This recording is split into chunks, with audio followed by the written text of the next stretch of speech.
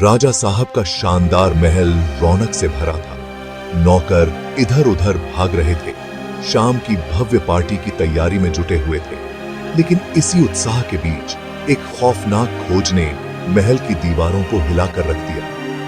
राजा साहब का सबसे कीमती हीरा, जो अपनी अद्वितीय चमक और कीमत के लिए मशहूर था, उसके भारी सुरक्षा वाले तिजोरी से गायब था। हड़कंप मच गया। यह खबर जंगल की आग की तरह फैल गई, जिससे खुशी की तैयारियों पर एक काला साया छा गया। राजा साहब, जो अपनी शांत चित्तता के लिए जाने जाते थे, खुद को अविश्वास और गुस्से से जूझते हुए पाए।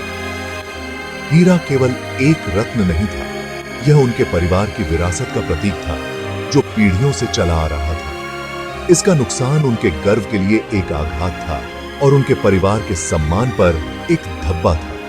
उन्होंने तुरंत पुलिस को बुलाया और तेजी से पूरी जांच की मांग की। महल, जो कभी खुशियों का केंद्र था, अब संदेह और डर के साए में डूबा हुआ था। संदेह और डर। इंस्पेक्टर शर्मा, एक अनुभवी जासूस जो अपनी तेज बुद्धि और अटूट दृढ़ संकल्प के लिए जाने जाते थे, महल पहुंचे। उनकी पैनी निगाहों ने घटनास्थल का जायजा लिया, हर विवरण को ध्यान से देखा। उन्होंने कर्मचारियों से पूछताछ की। उनकी तेज नजरें उनके रटे हुए बहाने के पीछे के सच को भांप रही थीं।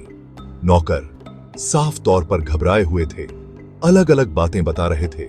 उनकी घबराहट ने इंस्पेक्टर शर्मा के संदेह को और बढ़ा दिया। महल, जो कभी विलासिता का प्रतीक था, अब संदेह के पिंजरे में तब्दील हो गया था। वफादार बटलर से लेकर डरपोक नौकरानी तक, हर निवासी कानून की जांच की निगाहों के नीचे आ गया। माहौल में तनाव था, सन्नाटा फुसफुसाहट और घबराहट भरी नजरों से भरा था।